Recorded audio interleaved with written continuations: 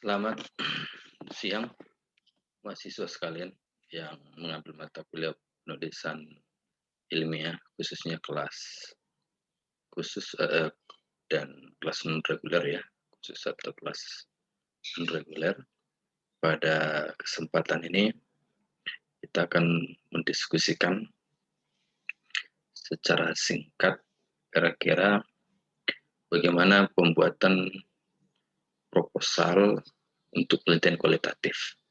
Karena pada pertemuan-pertemuan sebelumnya kita sudah membahas bagaimana pembuatan proposal penelitian kuantitatif. Pada kesempatan ini saya sudah menayangkan satu contoh skripsi atau dalam hal ini masih bentuk proposal untuk penelitian kualitatif. Beberapa poin penting yang harus kita perhatikan untuk pembuatan penelitian kualitatif adalah dimulai dari judul. Memang penelitian kualitatif punya seni atau cara tersendiri untuk menuliskan judul, tidak seperti kuantitatif yang tegas, kemudian sejelas-jelasnya menyebutkan beberapa variabel yang diteliti, misalnya dengan menambahkan kata seperti hubungan, pengetahuan, analisis perbandingan, dan lain-lain. Pada penelitian kualitatif sedikit lebih fleksibel. Pada penelitian ini mengambil judul tentang pencapaian indikator kapitasi berbasis komitmen pelayanan atau KBKP terhadap pembayaran dana kapitasi di Puskesmas Suta Baginda.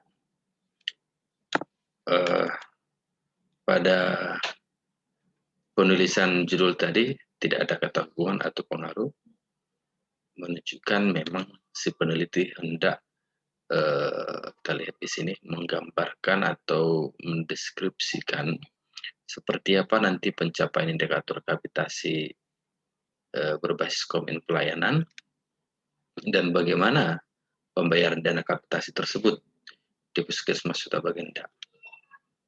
Pada latar belakang tidak terlalu jauh berbeda, silahkan dituliskan tentang hal-hal apa yang mendasari penelitian ini diambil. Tentu memuat tentang masalah-masalah yang terjadi di lokasi penelitian.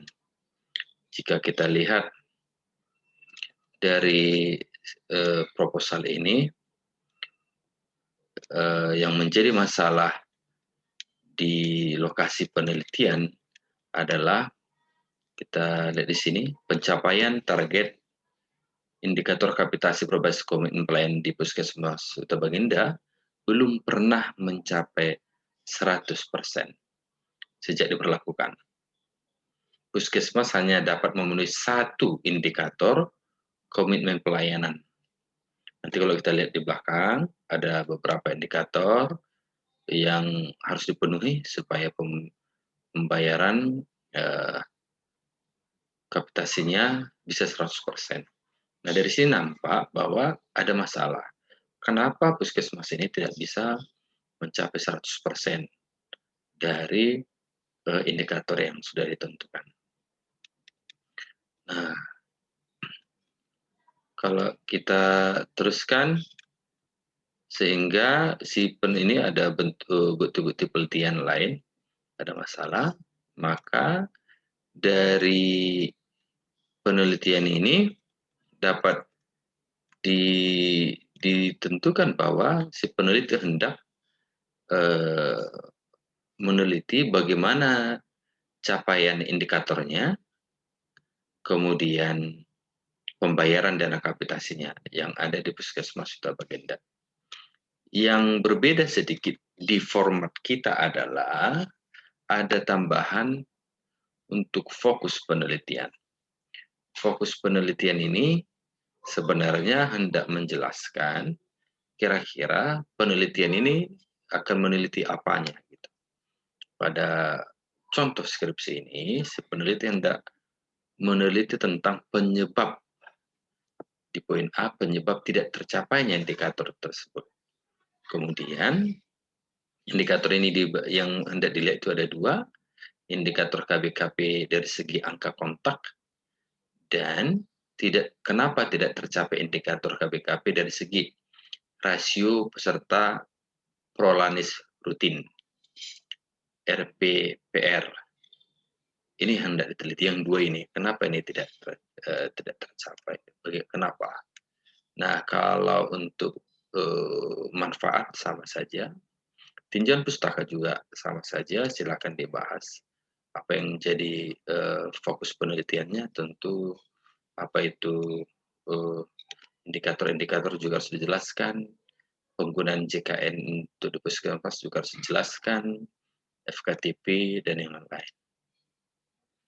Kita lihat di sini sudah ada poin-poin yang kita sebutkan tadi. Ini soal pembayarannya, indikator komitmen tadi. Salah satu poin pentingnya dari pembahasan ini bisa kita lihat indikator pertama ada angka kontak, kemudian 41 sudah disertakan dengan cara berhitungnya atau rumusnya. Kemudian yang kedua adalah rasio rujukan rawat jalan kas non spesialistik RRNS pada penelitian ini tidak diikutkan. Kenapa itu tidak tercapai? Tapi yang angka kontak tadi, dan kemudian yang indikator yang ketiga ini, yaitu rasio peserta prolanis rutin berkunjung ke FKTP. Sudah ditambahkan juga atau dimuat juga tentang programnya, rumus berhitungnya, dan lain-lain. Dan ada indikator-indikator tambahan ya, meskipun tidak menjadi fokus penelitian ini. Nah, kemudian kalau kita lihat di kerangka di penelitian kuantitatif dia ada disebut dengan kerangka konsep, tapi kalau pada penelitian kita ini kita sering menyebutnya kerangka berpikir. Kerangka berpikir ini kira-kira hendak menjelaskan bagaimana keterkaitan antara berbagai hal yang ada dalam penelitian. Jadi kalau kita lihat di FKTP itu, fasilitas tingkat pertama itu, untuk pelaksanaan indikator tadi, KBKP-nya itu ada 3, AK atau angka kontak, RRNS, dan untuk prolanisnya. Kemudian BPJS menilai capaian indikator itu.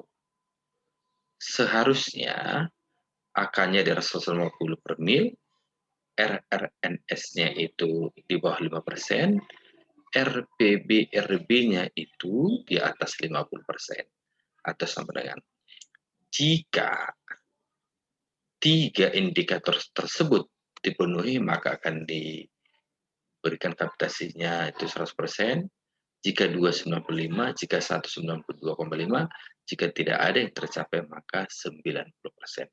Nah, jika kita lihat tanda kuningnya, maka disinilah fokus penelitiannya. Mengapa indikator ini tidak tercapai? Sesudah fokus penelitian tadi. Baik. Kemudian pada bab 3, sesuai standar penulisan kita, ada jenis penelitian atau desain penelitian. Sesuaikan saja dengan penelitian kualitatif, apakah fenomenologi, apakah studi kasus, apakah algografi, apakah etnografi, dan yang lain-lain. Tapi pada penelitian ini, si penulis atau si peneliti memilih jenis penelitiannya itu, lihat nih, studi kasus. Ya, dia memilih studi kasus. Memang untuk kebijakan biasanya kita menggunakan studi kasus. Nah, kemudian kita teruskan untuk lokasi, jelas sudah di Huta Baginda, dan waktunya juga sama dengan penulisan proposal kuantitatif. Yang sedikit berbeda, kalau di kuantitatif ada istilah populasi dan sampel, kalau di kualitatif kita menggunakan informan penelitian. Informan ini adalah mirip-mirip seperti responden pada penelitian kualitatif. kuantitatif. Tapi di kualitatif perannya sangat menentukan karena inilah sumber informasi yang akan menentukan hasil penelitian. Maka penentuan informan itu harus tepat. Di dalam beberapa teori penelitian kualitatif informan itu nanti banyak jenisnya, atau paling tidak ada key informan atau informan kunci yang dianggap paling mengetahui apa yang kita teliti. Nanti ada juga informan utama, ada juga yang menyebut informan tambahan, dan yang lain. Artinya informan utama inilah yang mengetahui juga, tapi tidak sedetail apa yang diketahui oleh informan kunci. Tapi informasi-informasi yang kita peroleh dari informan utama atau tambahan bisa ibaratnya menyusun kepingan-kepingan puzzle yang bisa menjadi satu gambar utuh. Ada informasi-informasi lain untuk melengkapi apa yang akan kita cari. Nah, di dalam informan ini silahkan dibuat satu tabel dari informan, masing-masing informan itu informasi apa yang diharapkan. Dibuat saja hal-hal apa gitu. Tidak maksudnya membuat apa yang akan ditanya, tidak. Tapi hal-hal apa. Soal cara bertanyanya silahkan nanti kepada si peneliti. Misalnya dalam penelitian ini kepala puskesmas itu informan yang diharapkan itu adalah bagaimana pelaksanaan indikatornya. Tentunya tidak perlu ditanya kenapa indikator itu harus 3, karena yang membuat indikator itu bukan kepala puskesmas. Sehingga itu bukan pertanyaan atau informasi yang tepat diharapkan. Tapi kalau pelaksanaan pencapaian indikator itu tentu kepala puskesmas saling bertanggung jawab. Sehingga itu layak ditanyakan kepada kepala puskesmas. Kemudian bagaimana kesiapan pimpinan, bagaimana pemahaman pegawai, kemudian apakah ada sosialisasi atau pelatihan yang dilakukan, kemudian bagaimana SDM-nya, apakah cukup atau tidak, dan selanjutnya. Silakan nanti Bapak Ibu sesuaikan dengan penelitian Anda. Ya. Kemudian nanti dari informasi informan yang lain apa, di dalam penelitian ini ada informasi yang bersumber dari operator P-Care-nya, bagaimana ada beberapa pertanyaan yang sama, nggak apa-apa, itu untuk mendapat informasi-informasi lain, tapi ada juga mungkin nanti yang ditanya yang lain yang menjadi kekhususan untuk pekerjaannya atau informasi yang bisa diberikannya. Mungkin bertanya-tanya kenapa ada tiba-tiba pikir. Kalau kita perhatikan di sini kan informasi kunci itu ada kepala UPT, tapi di informasi utama ini kan ada juga di sini penanggung jawab dan pelaksana program Prolanis, kemudian operator P-Care kan ada di sini, bendahara. Sehingga dari informan tersebut ada muncul operator P-Care. Silahkan nanti ditanyakan apa yang sesuai dengan kapasitas dari informannya. Ada juga pelaksana program Prolanis sesuai dengan yang sudah disebutkan di atas, dan bendaharanya. Kalau kita lihat poin-poin yang ditanya ini ada yang sama, ada yang berbeda di antara informan ini, tentu sesuai dengan kemampuannya. Kemudian ada definisi personal kalau di penelitian kuantitatif. Kalau di sini kita hanya menyebut definisi konseptual, kira-kira hal-hal penting seperti indikator itu. Nah, di sini ada istilah definisi konseptual, hal-hal yang penting sesuai dengan fokus penelitian, karena meneliti bagaimana capaian indikator KPKP, maka definisi konseptualnya itu indikator KPKP, angka kontak itu apa, kemudian RPB itu apa. Bisa saja definisi konseptual ini ditambah lagi dengan hal-hal yang lain yang dianggap penting sesuai dengan penelitian saudara-saudara. Nah, kemudian pengumpulan data, sekalipun penelitian kualitatif itu sifatnya menghasilkan data primer, tapi bisa saja juga kita butuhkan data sekunder, seperti data-data SDM misalnya. Dalam penelitian ini, data primer itu bisa kita lihat dari sini nanti hasil wawancara dengan informan. Sedangkan data sekundernya adalah data-data seperti jumlah ya, kemudian norma kapitasi, literatur yang lain juga. Teknik pengumpulan data seperti biasa menggunakan wawancara mendalam, in-depth interview, kemudian untuk memastikan beberapa hal dari wawancara itu jika penting bisa diteruskan dengan observasi, kemudian bisa studi dokumentasi melihat laporan-laporan selama ini di mana tidak tercapainya, apakah sesuai dengan yang hasil wawancara, dan selanjutnya. Instrumen penelitian ini seperti biasa, menggunakan alat dokumentasi, perekam, dan lain-lain.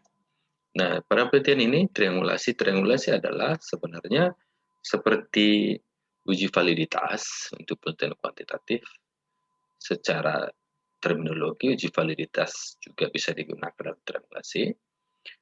Di kualitatif, di mana kita hendak mengecek antara situasi yang satu dengan yang lain, jawaban yang satu dengan yang lain, sampai memperoleh satu kesamaan, sehingga kita bisa menuliskan bahwa yang menjadi poin jawaban itu apa sebenarnya. Triangulasi bisa sumber, bisa peneliti, bisa metode, atau lain-lain. Dalam penelitian ini, si peneliti mengambil triangulasi sumber. Artinya, dia akan mengkonfirmasi atau mengkonfrontasi atau apalah sebutannya, meng-cross-check antara jawaban informan kunci dengan informan utama dengan yang lain-lain.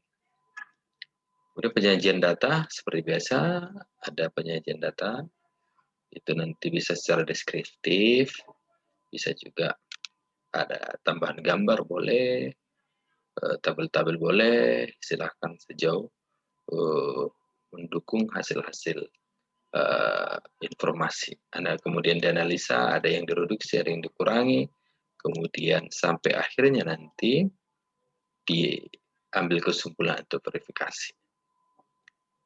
Kemudian kalau selanjutnya adalah after obstacle. Baik Bapak Ibu sekalian, beginilah cara membuat proposal untuk penelitian kualitatif. Tentu disesuaikan dengan judul Bapak Ibu sekalian.